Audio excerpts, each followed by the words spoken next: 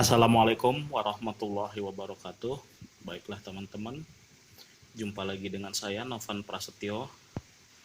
Kali ini sudah lama sekali ya kita tidak bikin video review bedah SMPS ya.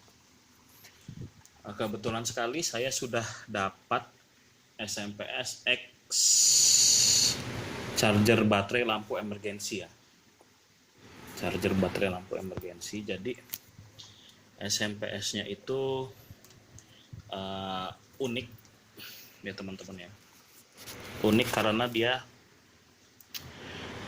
proses osilasinya ya, kita bilang unik ya. Oke, kita coba dulu SMPS ini nyala atau tidak.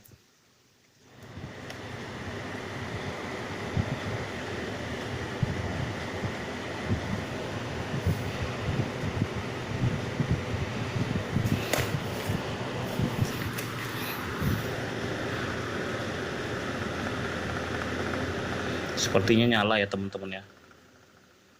Iya. Keluar tegangannya 5,5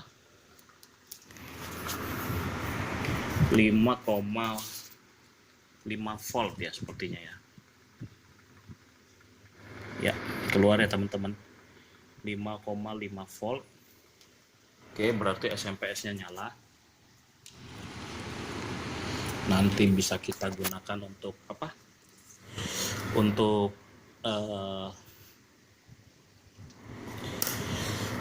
mungkin bikin amplifier kecil-kecilan ya, semacam Twitter ya mungkin. Speaker kecil.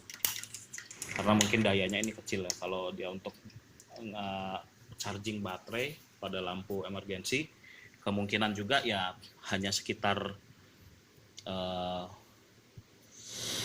mungkin sekitar 1 ampere ya. 1 ampere 5 volt berarti 5 watt ya, kurang lebih seperti itu ya. Cocok lah kalau kita gunakan untuk ini apa. Saya ambil dulu motornya. Oke. Cocok lah untuk ini bikin speaker Twitter ya. Oke, yang mau kita bahas hari ini adalah ini ya teman-teman ya. Adalah susunan SMPS ini yang menurut saya kategori unik ya teman-teman. Ini saya dekatkan ke sini. SMPS-nya kita tunggu agar tidak blur. Oke, sudah tidak blur. Jadi dia itu tidak ada IC PWM. Tidak ada IC PWM. Ini ada dioda bridge ya, disusun bridge. Terus pakai elko filter. Kita lihat tegangannya. Oke, di sini tegangannya kita lihat. Kita lihat sampai tidak blur. 400 volt ya teman-teman ya, kemungkinan terbaca 400 volt ya.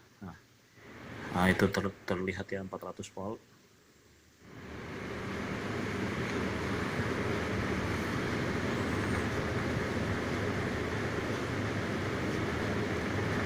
Oke, 400 volt. Jadi ini adalah elko filter primernya. Kemudian ada 2 buah transistor. Yang satu ini transistor NPN atau PNP ya. Pokoknya kita define aja dia sebagai NPN ya. NPN. Dan yang satunya ini mungkin NPN juga, cuman lebih kecil karena kalau dengan susunan seperti ini sepertinya transistor ini digunakan untuk men-trigger kaki basis transistor yang besar ya. Jadi transistor yang besar ini berfungsi sebagai transistor switching. Transistor yang kecil ini sebagai pemicu untuk transistor switching. Terus ada resistor RC snubber seperti biasa ya teman-teman. Dan ini ada resistor yang sepertinya masuk ke kaki basis dari transistor besar. Ini biasanya adalah transistor startup ya teman-teman. Startup, kita balik ke montase, teman-teman bisa lihat ya teman-teman. Oke.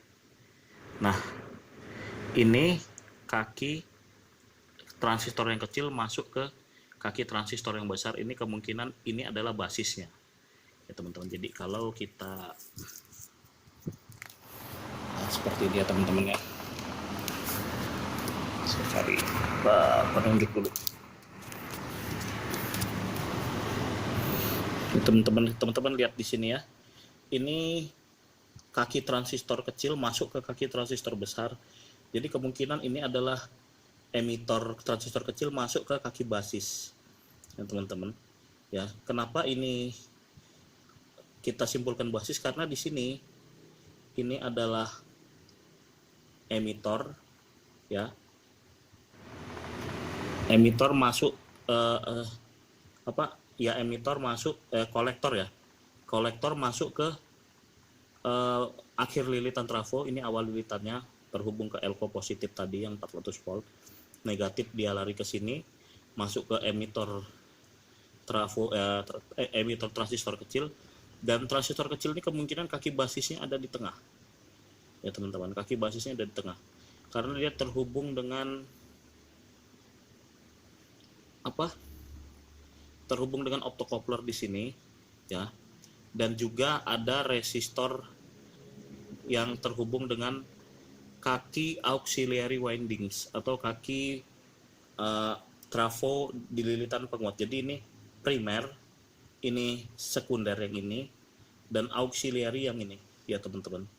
Jadi seperti itu. Oke, coba kita gambarkan. Tadi saya sudah gambarkan kurang lebih ya, kalau kemungkinan seperti ini ya teman-teman rangkaiannya.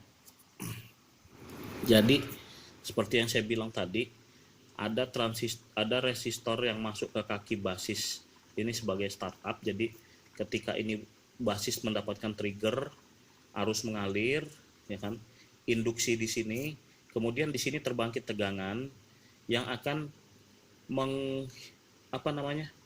membuat osilasi di sini, membuat transistor ini berosilasi kurang lebih seperti itu. Jadi kalau di sini ada zener, kemungkinan ketika kapasitor terisi penuh dan tegangan sudah mencapai tegangan breakdown, kemungkinan transistor ini berosilasi ya teman-teman. Jadi siklusnya seperti itu.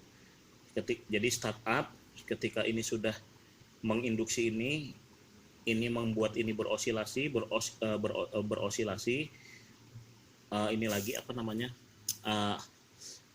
mengalir lagi, putus. Jadi dari startup ini membangkitkan ini sehingga membuat ini jadi berosilasi, mengalir, putus ya teman, mengalir putus ya gitu.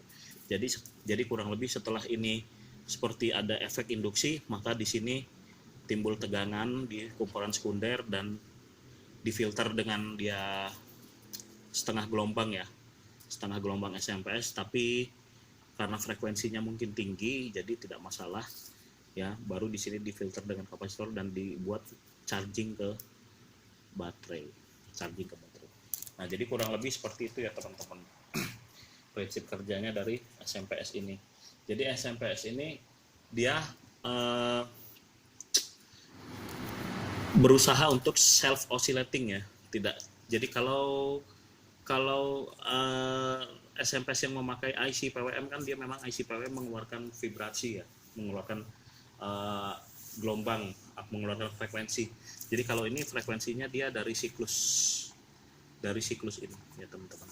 Walaupun kadangan IC PWM juga menggunakan auxiliary windings untuk satu daya tegangannya, tapi biasanya satu daya tegangannya diberikan dioda untuk ini ya, untuk penyarah sebagai VCC dari IC PWM.